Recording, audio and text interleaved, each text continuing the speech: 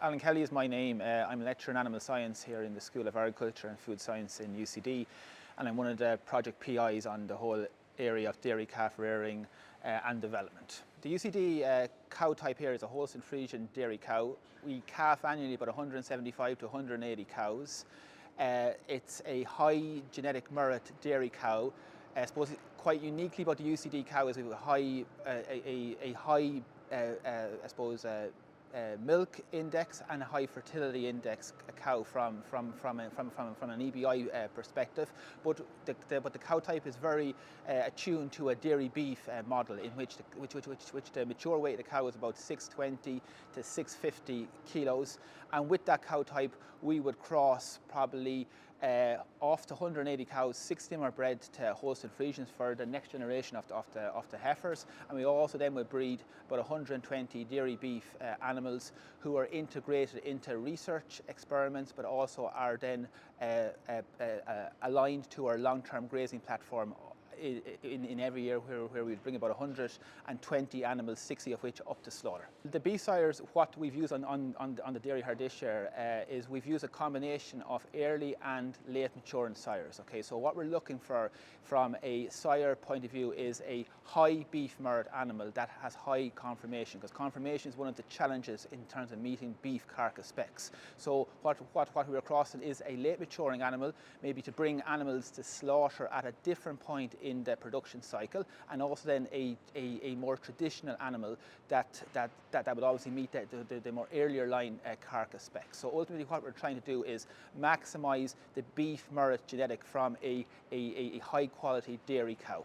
Ultimately, what we're trying to do is, in terms of the dairy beef scenario, is we're trying to set up that animal from an early life point of view, so to maximise early life performance. So particularly for the first six months of the animal's life. So all of them key management and feeding phases. So to ensure that the animal is bang on target or beyond target during that phase. So ultimately what we're looking for is a calf leaving this facility here somewhere in the order maybe 150 to 180 kilos at between 16 to 17 weeks of the animal's life. So to achieve that we need a strong feed plan.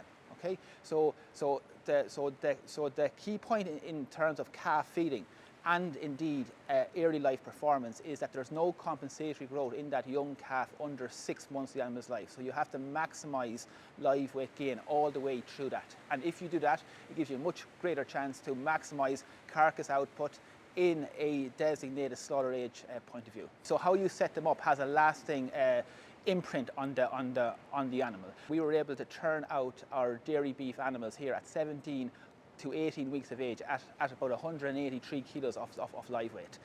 85% of that differential, that's about 50 kilos ahead of where a normal calf would be. 85% of that differential was retained all the way through, and it's currently there at the moment.